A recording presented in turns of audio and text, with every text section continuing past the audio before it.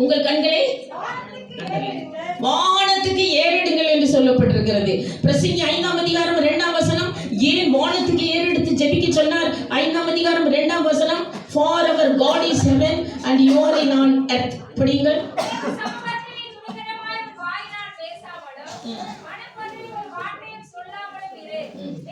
தேவன் வானத்தில் இருக்கிறார். அண்டர்லைன் பண்ணுங்க. தேவன் வானத்தில் இருக்கிறார். அதனாலதான் வானத்தை நோக்கி ஜெபிக்க சொன்னார்.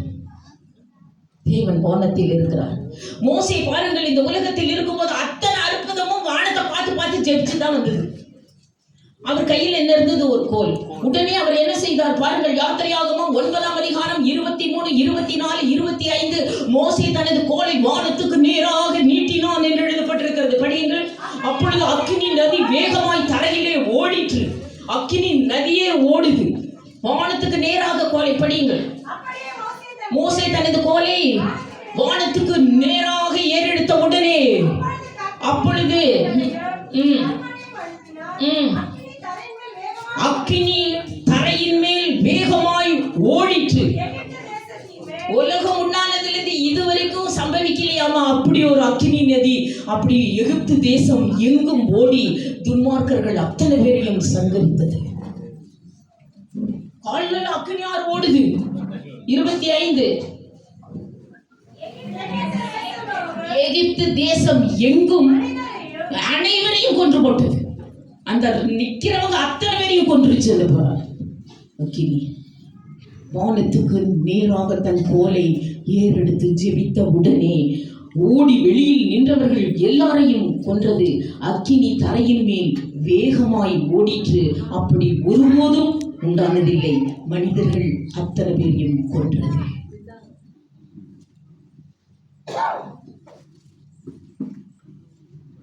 வானத்தை நோக்கி ஜெபிக்கும் போது தேவன் நமக்கு அக்கினி ஞானஸ்நானம் கொடுப்பார். அவர் நமக்கு அக்கினி மதிலாய் இருப்பேன் என்று சொல்லுகிறார். சாத்ராக், மேஷாக், ஆபேத்நேகோ அக்கினிக்குள்ளேயே உலாவி அக்கினி ஞானஸ்நானம் பெற்றார்கள். லூக்கா 12:49 நான் பூமியிலே அக்கினியை போட வந்தேன், அது இப்பொழுதே பற்றி எரிய வேண்டும் என்று நான் விரும்புகிறேன் என்று சொல்லுகிறேன். சாலமோன் தேவாலயத்திலே எப்படி ஜெபம் ஏறெடுக்கிறது? நம்ம ஏறெடுக்கிற மாதிரியா இருக்குது? எப்படி ஏறெடுத்தார்கள்? எப்படி சாலமோன் தேவாலயத்தில் ஜெபித்தார்கள்? படியுங்கள். 2 நாளாகமம் 6ஆம் அதிகாரம் 13, 14. சாலமோன் தேவாலயத்தில் எப்படி ஜெபம் ஏறெடுக்கப்பட்டது?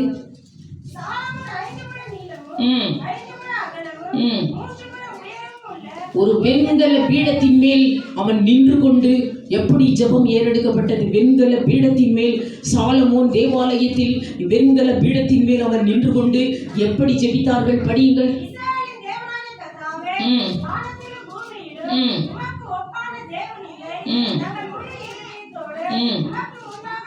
14ஆம் வசனம். தன் கைகளை கடைசி வசனம் படி. கடைசி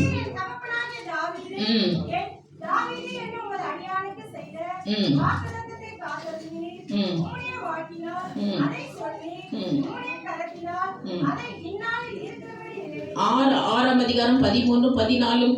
சாலமோன் தேவாலயத்தில் எப்படி சபையார் எல்லாரும் தன் கைகளை எல்லாருமே அண்டர்லைன் பண்ணுங்க, அதையே படிக்கல. தன் கைகளை அத்தனை பேரும் தன் கைகளை வானத்துக்கு நேராக விரித்து ஜெபம் ஏறெடுத்தார்கள் என்று சொல்லி. சாலமோன் தேவாலயத்தில் அனைத்து ஜனமும் வெண்கல பீடத்தின் மேல் அவன் நின்று கொண்டு, அனைத்து சபையார் அனைவரும் வெண்கல பீடத்தில் நின்று கொண்டு வானத்தை நோக்கி தன் கைகளை வானத்துக்கு நேராக விரித்து ஜெபம் பண்ணின உடனே என்ன நடக்கிறது பாருங்கள். அக்கினி போல பயங்கரமான அக்கினி வந்து சபையார் எல்லாரையும் மூடிற்று என்று எழுதப்பட்டிருக்கிறது. 13 படியுங்கள்.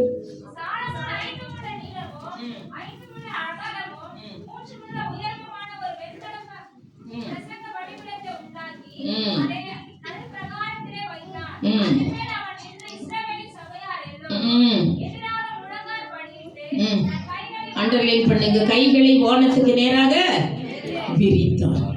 உடனே என்ன நடந்தது? என்ன நடந்தது தெரியுமா? அக்கினி போல தேவாலயம் முழுவதையும் நிரப்பிற்றோம். அவ்வளவு மகிமை நிரப்பிற்று என்று எழுதப்பட்டிருக்கிறது.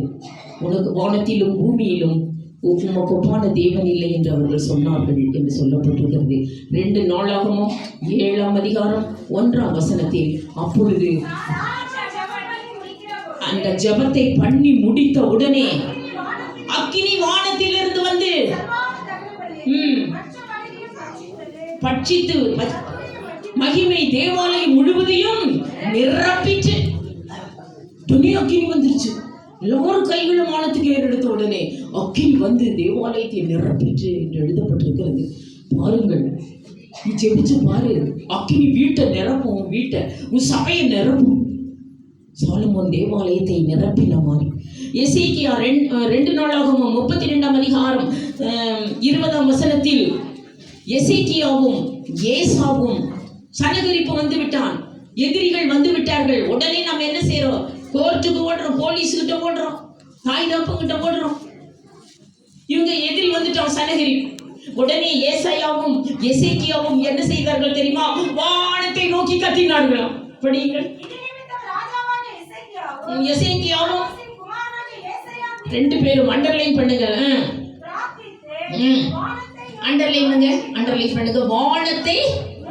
வானத்தை நோக்கி கத்துனாங்க. ஐயோ வந்துட்டான் எதிரி. நமக்கு எதிரி வந்தா இடத்தை நோக்கி கத்தணும். எந்த பிரச்சனை வந்துட்டாலும் வானத்தை நோக்கி கத்துங்க. அதான் கோர்ட்டு. அது வெள்ளை சிங்காசன நியாயத்தீர்ப்பு அங்கதான் நடக்குது. நமக்கு ஒரு ராஜா இருக்கிறார் பாருங்கள். அங்கிருந்து தான் புறப்பட்டு வரும் எல்லா நியாயமும். எசேக்கியாவும் ஏசாயாவும் வானத்தை நோக்கி என்ன செய்தார்கள்? அபயமிட்டார்கள். கத்துன்னு கத்தி வந்துட்டான் சனகரிப்பு. என்ன பண்ணட்டும்? ஐயோ சாகுறோமே ஆண்டவரே. வானத்தை நோக்கி அபயமிட்ட உடனே என்ன நடந்தது பாருங்கள். 2 நாளாகவும் 32:22 சனகரிப்பு ஓடிட்டா ஓட்டம் முடிச்சிட்டான். காணோம் சனகரிப்பு. இவங்க வானத்தை நோக்கி கத்துல சனகரிப்பு ஓடிட்டான். நீ கத்துல எதிரி அத்தனையும் ஓடிடும். ஓடிவிட்டான் என்று சொல்லப்பட்டது. படியுங்கள் 22.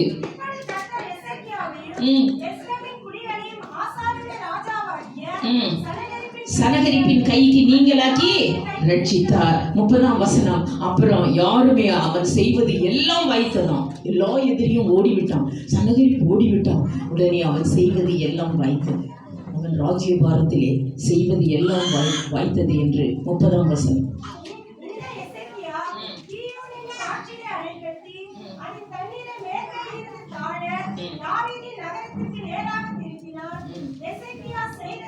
செய்ததெல்லாம் வாய்த்தது. நீ என்ன செஞ்சாலும் வாய்க்கும். நீ என்ன வேலை செஞ்சாலும் வாய்க்கும்.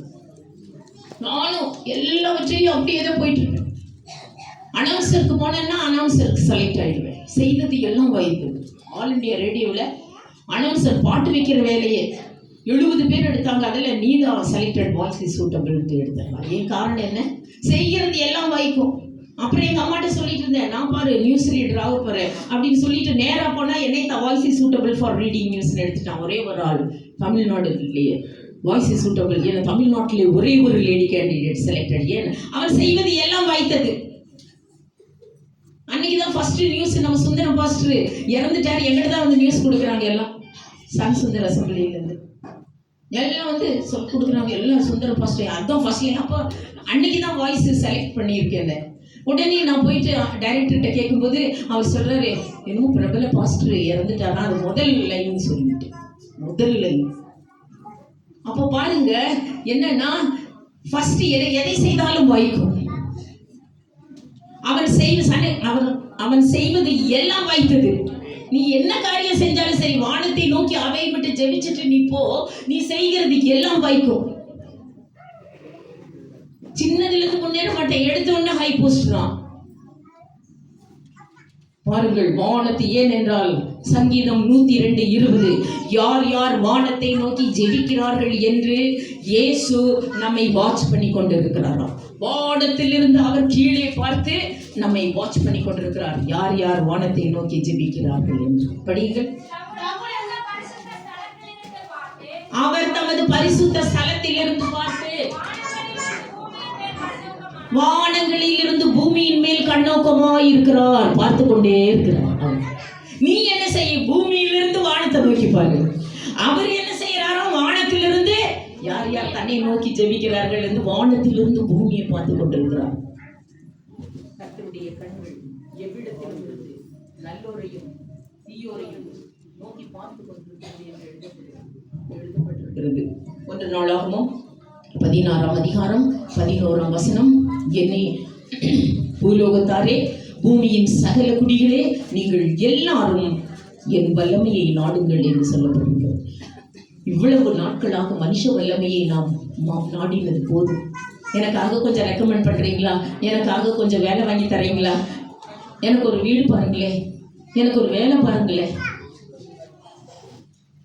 கேட்கறது விட்டுறணும். மனுஷ வல்லமையை நாடாமல் ரூட்டை திருப்பி விடுகிறார். பூலோகத்தாரே, பூமியின் சகல குடிகளே, 16ஆம் அதிகாரம் 11ஆம் வசனம். 1 நாளாகமம் 11. கர்த்தரையும் அவர் வல்லமையையும் போதும். பூலோகத்தாரே என்று கூப்பிட்டு சொல்லுகிறார். அப்படி என் வல்லமையை நீங்கள் நாடுவீர்களானால், சங்கீதம் 91:15-16, ஆபத்து வந்து விட்டால் நீ என்னை நோக்கி கூப்பிடுவாயானால் நான் உன்னை விடுவிப்பேன், நீ என்னை மகிமைப்படுத்திக் கொண்டே தீர்வாய் என்று சொல்லுகிறார். ஆபத்தில் என்னை நோக்கி கூப்பிடு. பூலோகத்தாரே என்று கூப்பிட்டு சொல்லுகிறார். என்னை நோக்கி கூப்பிடுகிறவனுக்கு என் ரட்சிப்பை அவனுக்கு காண்பிப்பேன். I will show, he shall call upon me, I will show him my salvation என்று எழுதுகிறார். என்னை நோக்கி கூப்பிடுகிறவனுக்கு என் ரட்சிப்பை அவனுக்கு காண்பிப்பேன் என்று சொல்லுகிறார். படிங்கள். அவன் என்னை நோக்கி கூப்பிடுவான். ஆபத்தில் அவனுக்கு ஆபத்து வந்துருச்சுன்னா, அவன் ஆபத்தில் நானே அவனோடு இருந்து அவனை தப்புவித்து அவனை கனப்படுத்துவேன். தூதர்களை கூட அனுப்புவார். அநேக இடத்துல தூதரத்தை அனுப்புறாரு. ஆனா இந்த ஆபத்து வந்துருச்சுன்னா நானே வந்துடுவேன். சாத்ராக், மேஷாக், ஆபேத்நேகோவை அக்கினிக்குள்ள போட்டோன்னா அவரே தான் வந்துட்டாரு. என்ன 3 பேர் போட்டு இன்னொரு ஆள் தெரியுது. வெளியே வந்தா 3, உள்ள போனா 4. இன்னும் உள்ள போட்டா 4 போகுது, வெளியே வந்தா 3 பேர் தான் வராங்க. ஆபத்தில் நானே அவனோடு இருந்து அவனை தப்புவித்து அவனை பயன்படுத்துவேன். என்னை நோக்கி கர்த்தரையும் அவர் வல்லமையும் நாடுங்கள் என்று சொல்லப்பட்டிருக்கிறது. அது பயங்கரமாக உயிரினங்கள் அத்தனை பேரையும் பாதுகாக்கிற வல்லமை. அது பயங்கரமாக பாதுகாக்கிற வல்லமை. அதை நாடுங்கள். உலக வல்லமையை நாடினால் அது நம்மை பாதுகாக்காது. சகல உயிரினத்தையும் காக்கிற வல்லமை என்று யூதா 24ஆம் வசனத்தில் தெளிவாக குறிக்கப்பட்டிருக்கிறது. உயிரினங்கள் அத்தனை பேரையும் காத்து கொண்டு வருகிற வல்லமை, அந்த வல்லமையை நீங்கள் நாடுங்கள் என்று சொல்லப்படும். 24 யூதா 24.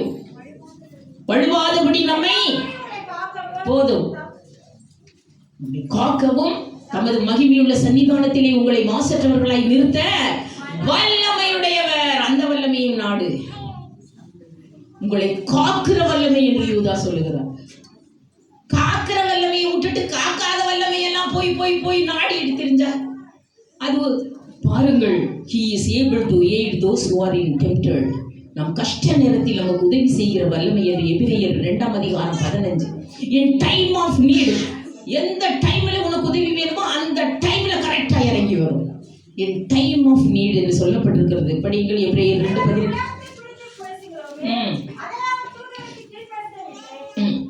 எபிரேயர் 2ஆம் அதிகாரம் 18ஆம் வசனம்.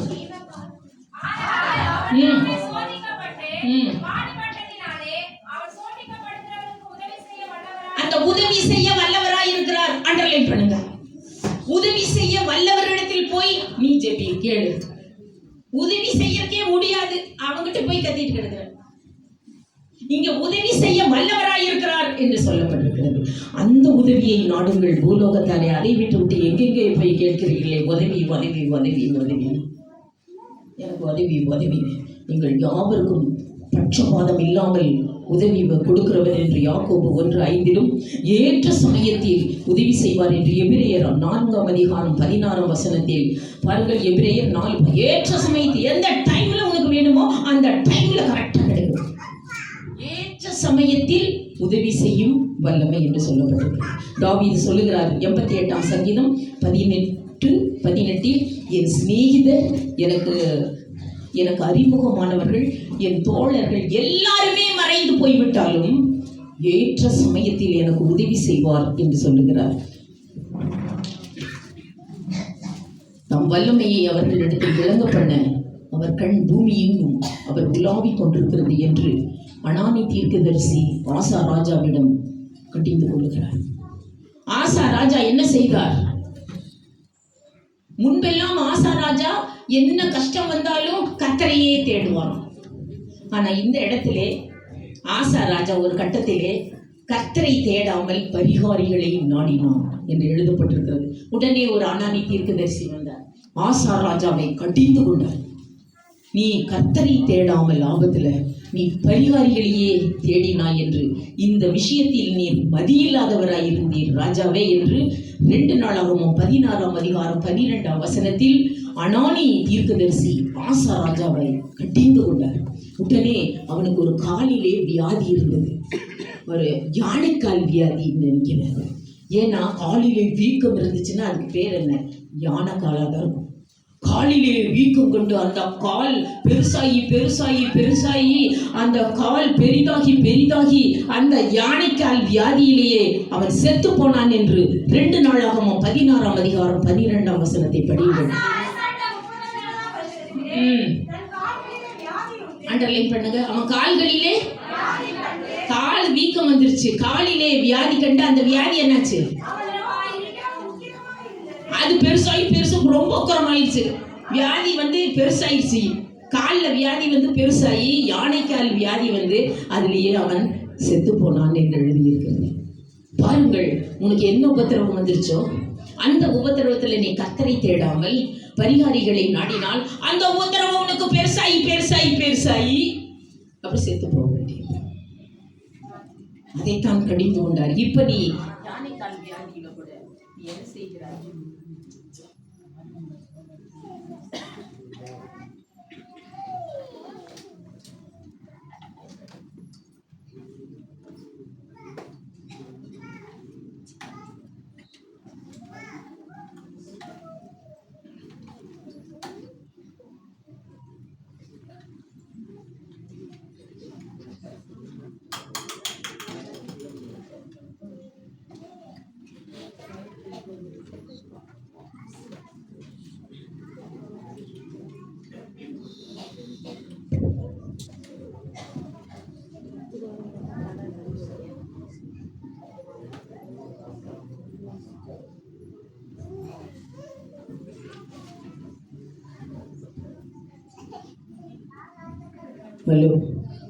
தேவன் ஒரு தரம் விளம்பினார், 2 தரம் கேட்டிருக்கிறேன், வல்லமை தேவனுடையது என்று தாவீது சொல்லுகிறதை பாருங்கள். 62ஆம் சங்கீதம் 11. யாருகிட்டையும் எந்த வல்லமையும் கிடையாது, யாருகிட்டையும் எதுவும் கேட்கக்கூடாது. வல்லமை என்றால் அது தேவனுடையது, அது எந்த மனிதனும் நமக்கு தர முடியாது. நான் ஒரு தரம் சொன்னார், 2 தரம் சொல்லி இருக்கிறார். எத்தனை தடவை தான் சொல்லுங்க? ஒரு தரம் விளம்பினார். படியுங்கள். ஒரு தரம் விளம்பினார், 2 தரம் கேட்டிருக்கிறேன், வல்லமை தேவனுடையது. வேற எங்கேயும் போய் ஆதலால் என் ஆத்துமாவை நீ தேவனை நோக்கியே அமரு என்று 62ஆம் சங்கீதம் 5ஆம் வசனத்தில் நீ மனுஷங்கிட்ட போய் அமராத, வல்லமை தேவனுடையது. தேவன் ஒரு தரம் விளம்பினார், 2 தரம் கேட்டிருக்கிறேன், வல்லமை தேவனுடையது. ஆதலால் என் ஆத்துமாவே நீ தேவனை நோக்கியே அமரு. படிங்க. தேவனை நோக்கியே நீ அமரு, மனுஷனை நோக்கி அல்ல. கீழ்மக்கள் மேன்மக்கள் எல்லாரும் மாயை, எல்லாரும் பொய் என்று சொல்லப்பட்டிருக்கிறது. பாருங்கள், அவர் வல்லமையுடையவர், அவர் நம் வழக்கை நடத்துகிறவர் என்று எரேமியா 50ஆம் அதிகாரம் 34. எந்த பிரச்சனைனாலும் நம் வழக்கை அவர் நடத்துகிறார். நம் வழக்கை நடத்துகிறவரிடத்தில் போய் அமரு. நம் வழக்கை அவர் நடத்துகிறார். என்ன பிரச்சனைனாலும் உன் வழக்கை அவர் நடத்துவார். படியுங்கள். அவர்களுடைய மீட்பரோவெனில் வல்லமையுடையவர்.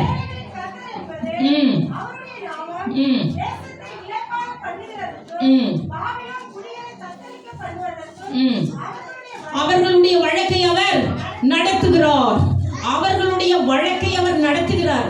நம் வழக்கை நடத்துகிறவரிடத்தில் நீ போய் அமரு. ஆபத்தில் கர்த்தரை நோக்கி கூப்பிடுகிறவர்களை அழிவிக்கு தப்புவிக்கிறேன் என்று 107ஆம் சங்கீதத்தை எடுப்போம். 19ம் 20ம் ஆபத்து வந்துருச்சுன்னா நம் முற்பிதாக்கள் எல்லாரும் அவரை நோக்கி தான் அமர்ந்தார்கள் என்று சொல்லப்பட்டிருக்கிறது. அவரை நோக்கி அமர்ந்தார்கள்.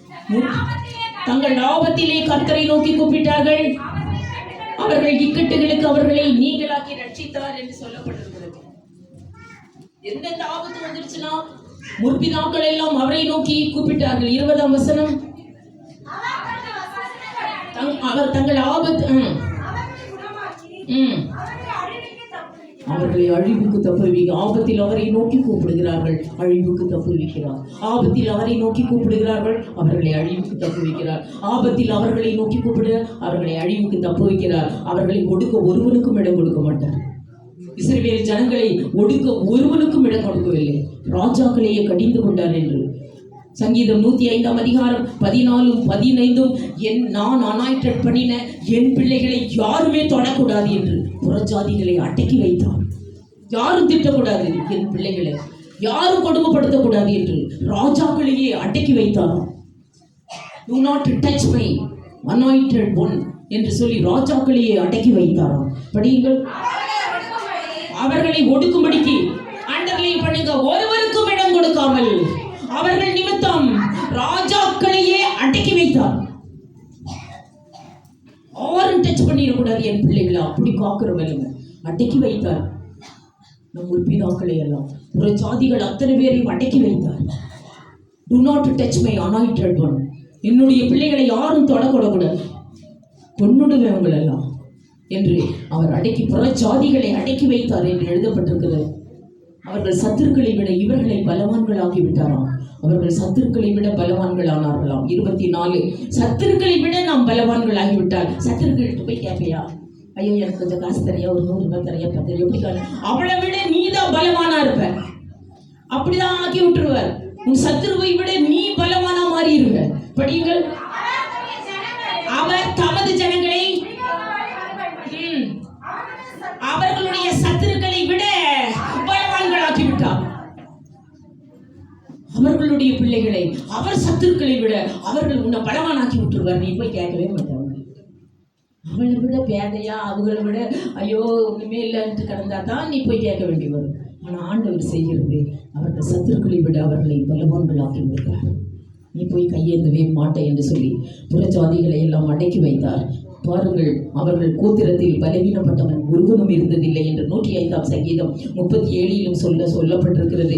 அவர் வல்லமையை நாடுகிறவர்களை அவர் உயர்ந்த அடைக்கலத்தில் வைப்பேன் என்று 91 சங்கீதம் 14 வசனத்திலும் பாருங்கள் சொல்லப்பட்டிருக்கிறது. அவர்கள் ஆபத்தில் அவரை நோக்கி கூப்பிடுகிறவர்களை தப்புவிப்பேன் என்று வாக்கு கொடுத்திருக்கிறார். அதில் ஒரு சிலரை மாத்திரம் நான் குறிப்பிடுகிறேன். பாருங்கள், தப்புவிப்பேன் சொல்லறதுக்கே டைம் ஆயிடுச்சு. நீ தப்புவித்தவங்க எல்லாம் 10 பேரை கொண்டாந்துருக்கே சொல்றதுக்கே டைம் இல்லை. எப்படி தப்புவிப்பார் காப்பான்னு சொல்லும் போதே டைம் முடிஞ்சிருச்சு.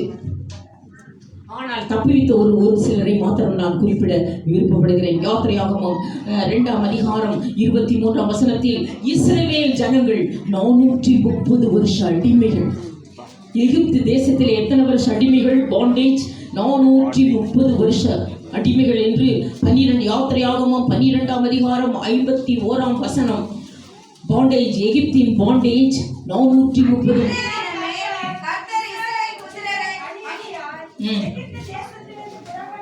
2 அதிகாரம் 23 வசனம். இஸ்ரவேலின் அடிமைத்தனம்.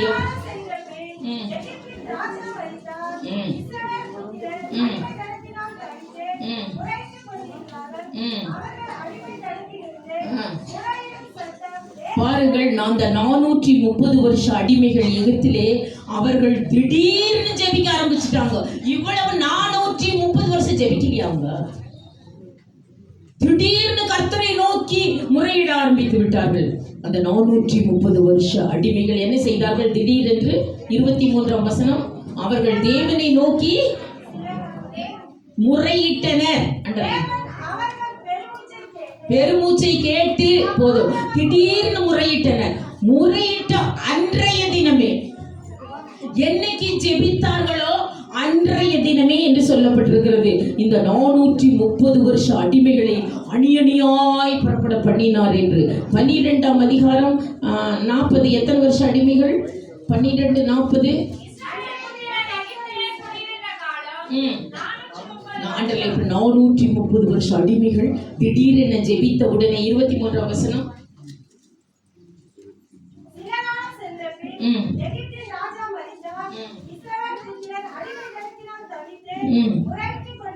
முறையிட்ட உடனே முறையிட்டார்.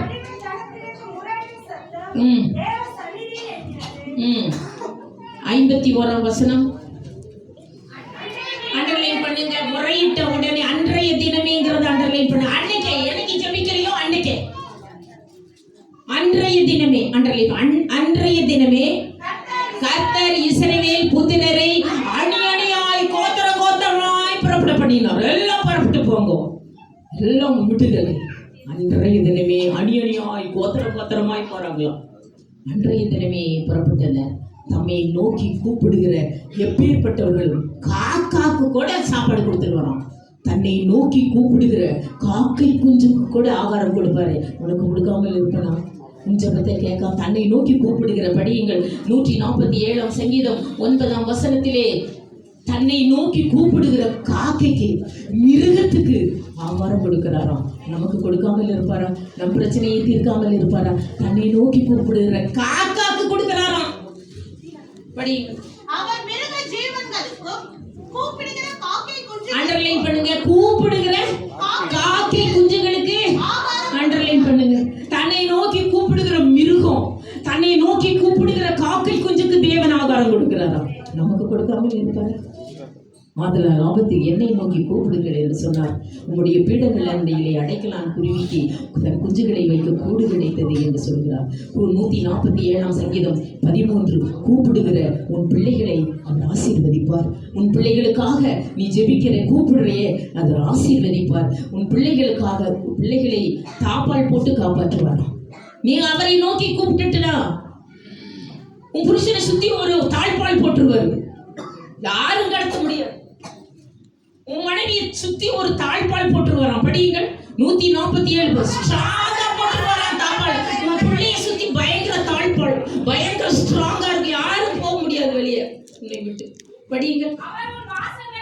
அவர் உன் வாசல்களின் தாழ்பால்களை அண்டர்லைன். இப்ப தாழ்பால ஸ்ட்ராங்கா போட்டுறாரு, பலப்படுத்தி போட்டுறாரு. ஒருத்தர் ஒரு சர்ச்சில் நான் போயிருந்தேன். இந்த சர்ச்சில் சாட்சி சொல்லுங்கன்ட்டு பாஸ்டர் சாட்சி சொல்லுங்கன்னு சொன்ன உடனே என்ன ஆயிட்டு, அவர் ஒருத்தர் எழுந்திரிச்சார். நயகரா நீர்வீழ்ச்சிக்கு நாங்கள் சுற்றுப்பயணம் போனோம். நயகரா நீர்வீழ்ச்சிக்கு போன உடனே என் மனைவியை காணவில்லை. நயகரா நீர்வீழ்ச்சிக்கு போன உடனே என் பையனையும் என் பிள்ளையையும் காணவில்லை, மனைவியையும் இதான் சாட்சி. காணவில்லை காணவில்லை காணவில்லை, அடிச்சுட்டு போயிடுச்சான் தண்ணி. நயகரா நீர்வீழ்ச்சி என் மனைவியை அடிச்சுட்டு போயிடுச்சு, காணவில்லை. இதான் சாட்சி. பாருங்கள், ஒரு தாழ்பால் போடுகிறார் என் பிள்ளைகளுக்கு. அவர் உன் வாசல்களின் தாழ்பால்களை என்ன செய்கிறார்? பயன்படுத்துகிறார். அடிச்சுட்டு போச்சா, அந்த பக்கம் இருந்து என் மனைவி வந்துட்டாங்க, என் பிள்ளை வந்துருச்சுன்னு தானே சொல்லணும். அதான் தாப்பால். ஏன்னா தாப்பால் போட்டிருக்கிறாரு, அதனால வந்துருவாங்க. எந்த பிரச்சனையிலும் மாட்டாம அப்படி உன் கால் சிக்கி கொள்ளாது பிடிக்க வந்துருவார். அவர் உன் வாசல்களின் தாழ்பால்களை அவர் பலப்படுத்தி காக்கிறார் என்று சொல்கிறார். எலியா முதலாவது தன் அடிமைத்தன வீட்டிலிருந்து புறப்பட்ட 430 வருஷ அடிமைகள் திடீரென்று தேவனை நோக்கி முறையிட ஆரம்பித்த உடனே அன்றைய தினமே அணி அணியாய் கோத்திர கோத்திரமாய் அவர் புறப்பட தொடங்கினார். இரண்டாவது எலியா பயங்கரமான ஜெப வீரர். பாருங்கள், எலியாவின் நாட்களிலே பயங்கரமான கடும் பஞ்சம் உண்டாயிற்று. உலகத்திலே 5 பஞ்சம் தான் வந்தது. உலகத்துக்கு பஞ்சம், அது எலியாவின் நாட்களிலே கடும் பஞ்சம். அவர் இருந்த சமாரியா தேசத்திலே பஞ்சம் கொடியதாய் இருந்தது என்று லூக்கா 25 1 ராஜாக்கள் 18 அதிகாரம் 2 வசனத்தை படிப்போம். சமாரியாவிலே 1 ராஜாக்கள் 18 அதிகாரம் 2 வசனம். அப்பொழுது எலியா பஞ்சமோவெனில் அண்டர்லைன் பண்ணுங்க. பஞ்சமோவெனில் அண்டர் கொடியதுங்கிறது அண்டர்லைன். கொடியும் பஞ்சம் வந்துருச்சு. இந்த கொடியும் பஞ்சம் வந்த உடனே எலியாவுக்கு சாப்பிட்றதுக்கே கிடைக்கல. சாப்பாட்டு தேவை சாப்பிட்றதுக்கே இல்லை,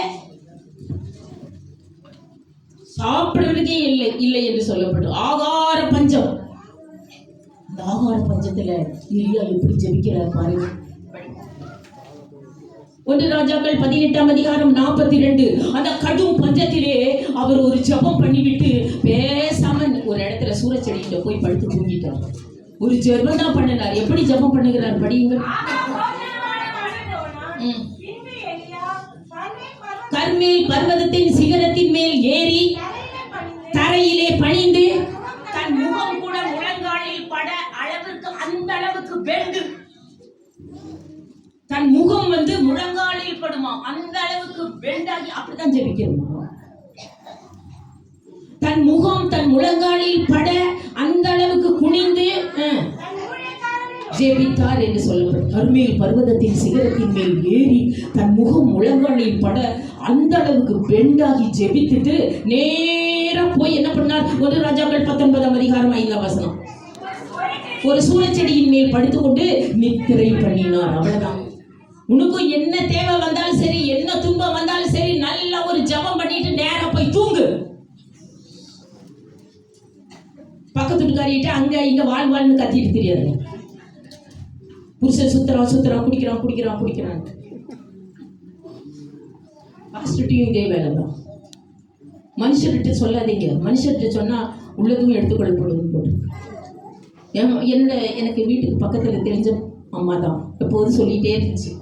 40 வருஷம் ஜெபிக்குது. என்னன்னு சிஸ்டர் இன்னைக்கும் ஃபுல் படுத்துட்டு இருக்கிறோம். இன்னைக்கும் ஃபுல். என்கிட்ட ஏன் சொன்ன? தேவன்கிட்ட சொல்லிட்டல, அதோட விட்டுற வேண்டியது தானே. மனுஷன்கிட்ட ஏன் சொல்ற? கடைசியில் 40 வருஷம் குடிச்சே செத்து போயிடும். மனுஷர்கிட்ட சொன்னா உள்ளதும் போயிடும். தேவனிடத்தில் சொன்னாலாம். இவர் நேரம் ஒரு பயங்கர கடும் பஞ்சம். சமாரியாவிலே பஞ்சம் கொடியதா இருந்தது. சாப்பிடுறதுக்கு கூட ஒண்ணுமே இல்லை எலியாக்கு. உடனே ஜெபம் பண்ணிட்டு ஒரு சூளைச்செடியின் கீழ் படுத்துக்கொண்டு நல்லா தூங்கு, நீயும் தூங்கு. என்ன நடந்தது அந்த சூரச்செடி கிட்ட? என்ன நடந்தது பாருங்கள். 19ஆம் அதிகாரம் 5ஆம் வசனம். அந்த சூரச்செடியில் படுத்து கொண்டிருக்கிற இடத்திற்கே சப்ளை வந்தது. நீ இருக்கிற இடத்துக்கே சப்ளை வரும். அங்க பாருங்க, அங்க ஒரு தூதன் புறப்பட்டு வந்து பாத்திரத்துல சமைத்த சாப்பாடையும் எடுத்துக்கொண்டு கையில மினரல் வாட்டர் பாட்டிலையும் எடுத்துக்கொண்டு வருகிறார். தட்டி எழுப்பி, எலியாவே புசி, சாப்பாடு கொண்டு வந்திருக்கேன். படியுங்கள். அவன் விழித்து பார்க்கிற போது இதோ தணலில் சுடப்பட்ட அடையும் ஒரு பாத்திரத்தில் தண்ணீரும் வைக்கப்பட்டிருந்தது என்று சொல்லும். அவன் தன்னை சூறை செடிக்கு அந்த கெபிக்குள் தூதன் வந்தான் என்று எழுதப்படும். நீ இருக்கிற இடத்துக்கே சப்ளை வரும். ஜெபம் பண்ணிட்டு பேசாம யார்கிட்டையும் சொல்லாம தூங்கு. நல்லா போய் எங்க தூங்கணுமோ தூங்கு. அவருக்கு சூறை செடி கிடைச்சிட்டு அங்க போயிட்டாரு. தூங்கினான். இருக்கிற இடத்துக்கே தட்டி எழுப்பி 5ஆம் வசனம். தட்டி எழுப்பி, எழுந்துரு, சாப்பாடு கொண்டு வந்திருக்க, போஜனம் பண்ணு. உடனே அவன் எழுந்து பாருங்கள், கையில பாட்டிலையும் எடுத்துக்கொண்டு பாருங்க. அவன் விழித்து 6ஆம் வசனம். அவன் விழித்து பார்க்கிற போது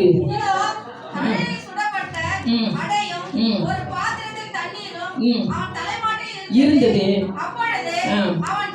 அவன் புசித்து குடித்தான் என்று எழுதியிருக்கிறது. பாட்டிலையும் எடுத்துக்கிட்டு வந்துடுவார். டோர் டெலிவரி வரும்.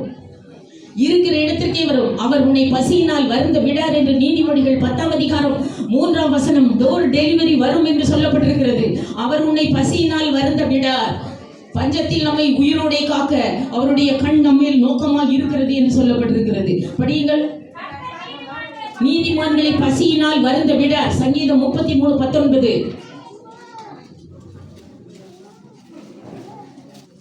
நம்மை காக்கும் வல்லமை. பஞ்சம் வந்துருச்சுன்னா நம்மளை உயிரோட காக்க அவருடைய கண் நம்மேல் நோக்கமாய் இருக்கிறது. பஞ்சம் மட்டுமா? கொள்ளை நோய் வந்துருச்சு. இத்தனை பேரும் நம்மளை காத்துக்கிட்டு தான் வந்தாங்க.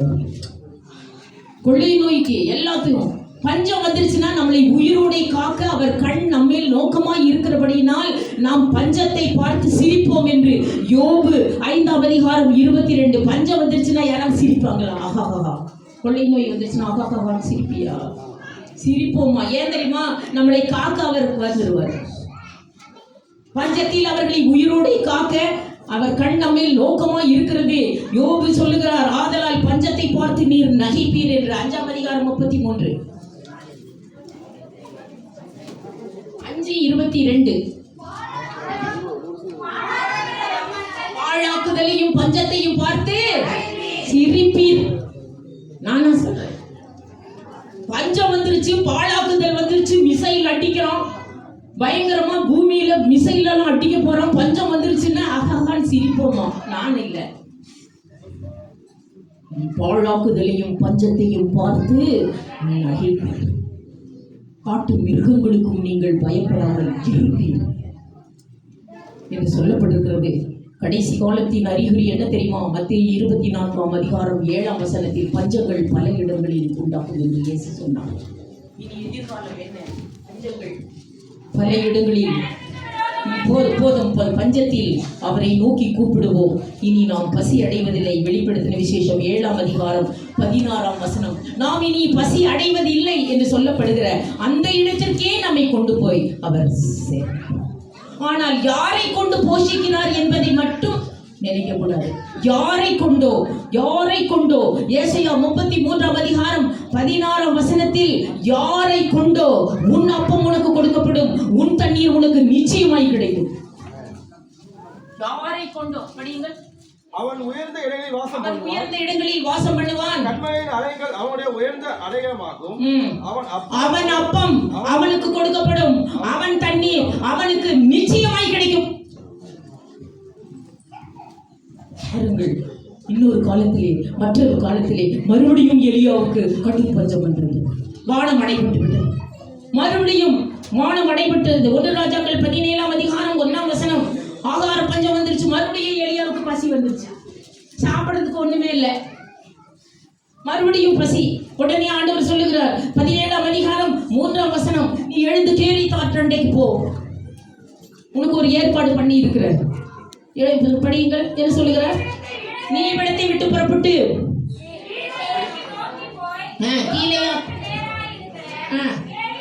கேரித் ஆற்றண்டையில் ஒளிந்து கொண்டிரு, உன்னை போஷிக்க காகங்களுக்கு கட்டளையிட்டு இருக்கிறேன். நீ நேர புறப்படு, பயங்கர பஞ்சம், நேர கேரித் ஆற்றண்டைக்கு போ, அங்க போய் தூங்கு, அங்க ஆத்துக்கிட்ட போ. வானம் அடைபட்டு விட்டது. வானம் அடைபட்டா நம்ம எல்லாருக்கும் தெரியும், உலகத்துக்கே பஞ்சம் வந்துருச்சு. வானத்துல இருந்து மழையே பெய்யலன்னா உலகத்துக்கே பஞ்சம் வந்துருச்சு. ஆனா இந்த கேரித் ஆற்றுல போ, கேரித் ஆற்றுல மட்டும் தண்ணி வரும். இது என்னது?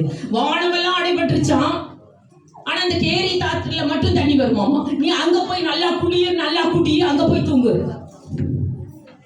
சரின்ட்டு போயிட்டாரு. கேரித் ஆற்றண்டைக்கு. உன்னை போஷிக்க யாருக்கு கட்டளை கொடுத்திருக்கிறேன்?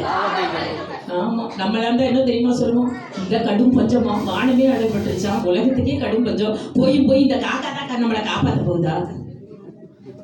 இந்த காக்கா தான் காப்பாற்ற போகுதா? அப்படி சொல்லாது. பாருங்கள், கேரித் ஆற்றண்டையில் ஒளிந்து கொண்டிரு, உன்னை போஷிக்க காகங்களுக்கு கட்டளையிட்டு இருக்கிறேன் என்றார். அந்த காக்கா என்ன செய்தது? 1 ராஜாக்கள் 17 அதிகாரம் 6 வசனம்.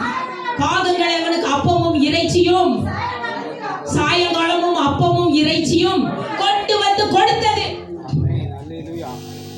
காகங்கள் அவனுக்கு அப்பமும் இறைச்சியும் கொண்டு வந்து கொடுத்தது. காலையிலையும் அப்பமும் இறைச்சி, சாயந்தரமும் அப்பமும் இறைச்சி. உலகம் முழுவதும் பஞ்சம், நாடு முழுவதும் பஞ்சம். குழந்தைகளையே அறுத்து சாப்பிடுகிறார்களாம். அப்படிப்பட்ட பஞ்ச காலத்திலே இவர் 2 வேளை நான் வெஜிடேரியன் சாப்பிட்டு கொண்டு மினரல் வாட்டர் குடித்து கொண்டிருக்கிறார். 2 வேளை கறி சாப்பாடு இவருக்கு மட்டும். காகங்கள் அவனுக்கு அப்பமும் இறைச்சியும் கொண்டு வந்து கொடுத்தது என்று சொல்லப்பட்டிருக்கிறது. நாடு முழுவதும் பஞ்சம். இவர் 2 வேளை நான் வெஜிடேரியன் சாப்பிட்டுக் கொண்டு மினரல் வாட்டர் குடித்துக் கொண்டிருக்கிறார். 17 அதிகாரம் 4 வசனம். நீ அந்த ஆற்றின் தண்ணீரை குடிப்பாய், அந்த ஆற்றின் தண்ணீரில் குளிப்பாய், நல்லா குடி, நல்லா குடி. அந்த ஆற்றுல மட்டும் தண்ணி வரும். படியுங்கள். அந்த ஆற்றின் தண்ணீரை போதும். அங்க மட்டும் இங்க தண்ணி வந்துச்சு. ஒரு பாஸ்டர் சொன்னார், நான் நம்பல, இப்பதான் தெரியுது இதை படிச்ச ஆழத்துல.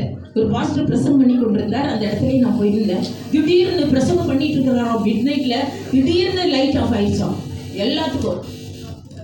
அந்த அந்த பில்டிங், அந்த தேசத்துக்கே லைட் ஆஃப் ஆயிடுச்சு, எல்லாம் அந்த நாட்டுக்கே. உடனே இவர் வந்தாராம். வந்தவங்க வந்து தட்டுறாங்களாம் பக்கத்துல இருக்கிறவங்க எல்லாம். என்ன உங்க வீட்டுல மட்டும் லைட் எரியுது, உங்க சர்ச்சில் மட்டும் லைட் எரியுது, எங்களுக்கு எல்லாம் லைட்டே இல்லை, என்ன இது? அவரே பயந்துட்டாரா? என்னங்க? வெளியே வந்து பார்த்தா எல்லாம் கருகுமுனுக்கு தான், ஸ்ட்ரீட் லைட்டு கூட இல்லையா, ஆனா இவருக்கு மட்டும் லைட். இது எங்க இருந்து வருது? உங்ககிட்ட இருந்து நாங்க கனெக்ஷன் எடுக்கிறதுக்கு வந்தோம் நாங்களாம்.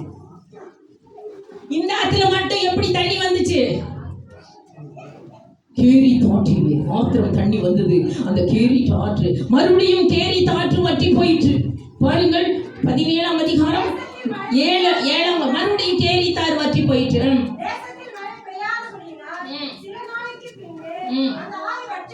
போதும். திடீர்னு வத்தி போனோன்னு இன்னொரு ஏற்பாடு சொல்றார் 17:9, நீ புறப்படு, அவங்க சாரி பார்த்து விதவைக்கு கட்டளையிட்டு இருக்கிற உன்னை போஷிக்கிறது, நீ அவ வீட்டுல போய் என்ன செஞ்சு தங்கிடு. ஆள்கிட்ட எங்க போய் தங்க சொல்றாரு? விதவை வீட்டுல. அவகிட்ட போனா அவ சாகரங்கிறான். சாகரவங்கிட்ட போய் தங்கிரு. போய் படிங்க. நீ சாரி பார்த்து ஊருக்கு போய் அங்கே ஹால்டர் அவ வீட்டுல தங்கிரு என்று சொல்லுகிறார். அங்க போய் நம்ம என்ன சொல்லுவோம்? ஐயோ தேசத்துக்கே பஞ்சம், வானமும் அடைபட்டுருச்சு, போய் இந்த விதவை தான் நம்மளை காப்பாற்ற போறாளா? இந்த விதவை தான் காப்பாற்ற போறாளா? அவ போனா சாகுறாங்க. அந்த விதவை வீட்டில் நீ தங்கியிரு. அவர்கள் ஏழையாயிருந்தாலும் சரி, அவர்களை கொண்டே உன்னை போஷிப்பார். தேசத்தில் பஞ்சம் தீரும் வரை என்ன நடந்தது? அந்த விதவை வீட்டில் போய் எலியா தங்கியிருந்த உடனே 1 ராஜாக்கள் 17:16 எலியா போய் தங்கியிருந்ததும் அந்த விதவை வீட்டில் என்ன நடந்தது? படியே. அவள் பானையில் மா செலவழிந்து போகவும் இல்லை, கலசத்தில் எண்ணெய் குறைந்து போகவும் இல்லை.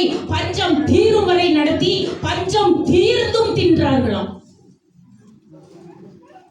பஞ்சம் தீரும் 3 வருஷம் 6 மாசம் மாநாடு விட்டுருச்சு. இவங்க 3 வருஷம் 6 மாசம் பானையில் மா செலவழிந்து போகவும் இல்லை, கலசத்தில் எண்ணெய் குறைந்து போகவும் இல்லை என்று 17:16-15 தேசத்தின் மேல் மழையை வருஷிக்கும் நாள் வரைக்கும் பானையில் மா செலவழிந்து போகவும் போகாது, கலசத்தில் எண்ணெய் குறைந்து போகவும் இல்லை. அநேக நாள் சாப்பிடுவார்கள். பஞ்சமே தீர்ந்து அநேக நாள் 16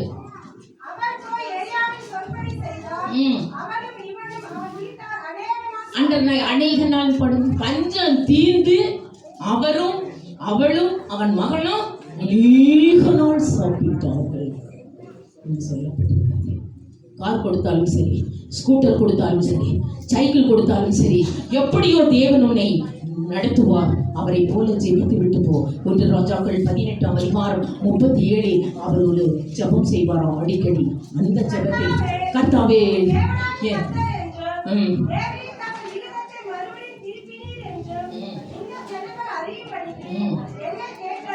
என்னை கேட்டருளும் அவ்வளவுதான் ஜெபம் பண்றது. அதை செய்ய முடியாதா? 2 ஜெபம் தான், 2 தான் பண்ணுவாரு எலியா. என் தேவனே என் ஜெபத்தை கேட்டருளும். இதுதான் அவர் பண்ணிட்டு வச்சுட்டான். ஆதலால் நம் பிதாக்கள் எல்லாரும் ஆபத்தில் அவர் வலிமையை நாடி தப்பினார்கள் என்று 107 சங்கீதம் 6 படிப்போம். ஆபத்து வந்துருச்சுன்னா நம் பிதாக்கள் என்ன செய்தார்கள்? படிங்கள் 6. தங்கள் ஆபத்திலே கர்த்தரை நோக்கி கூப்பிட்டார்கள், அவர்கள் இக்கட்டுகளுக்கு அவர்களை நீங்களாக்கி ரட்சித்தார். 13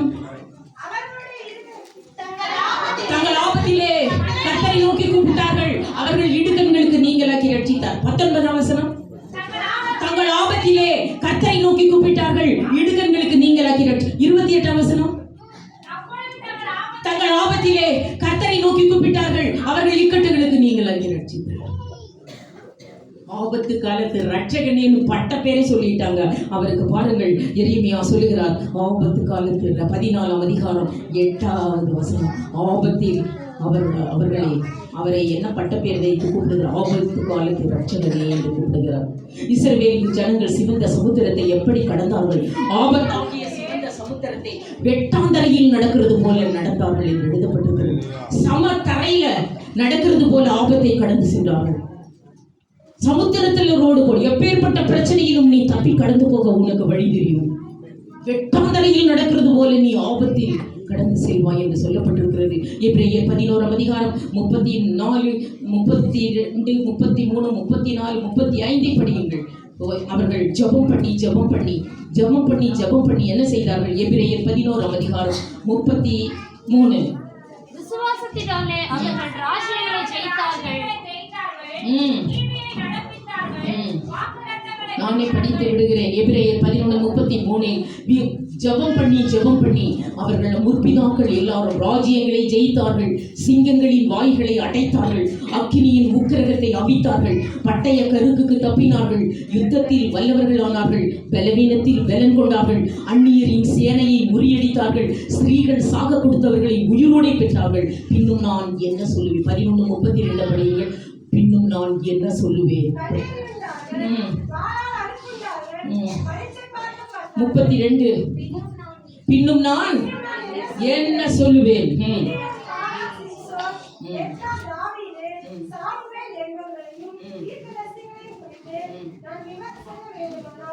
காலமே போதாது. பின்னும் நான் என்ன சொல்லுவேன்? விசுவாசத்தில் அவர்கள் ராஜ்யங்களை ஜெயித்தார்கள், சிங்கங்களின் வாய்களை அடைத்தார்கள், அக்கினியின் உக்கிரகத்தை அவித்தார்கள், பட்டய கருக்குக்கு தப்பினார்கள், யுத்தத்தில் வல்லவர்களானார்கள், பலவீனத்தில் பலன் கொண்டார்கள், அந்நியரின் சேனையை முறியடித்தார்கள், ஸ்திரீகள் சாக கொடுத்தவர்களை உயிரோடு எழுந்திருக்க பெற்றார்கள். பின்னும் நான் என்ன சொல்லுவேன்? கிதியோன், பாராக், சிம்சோன், யெப்தா, தாவீது இவர்களை பற்றி விவரம் சொல்ல வேண்டுமானால் காலமே போதாது. ஆதலால் கர்த்தரையும் பூலோகத்தாரே கர்த்தரையும் அவர் வல்லமையும் நாடுங்கள். கர்த்தர் இந்த வசனத்தை ஆசீர்வதிப்பார்.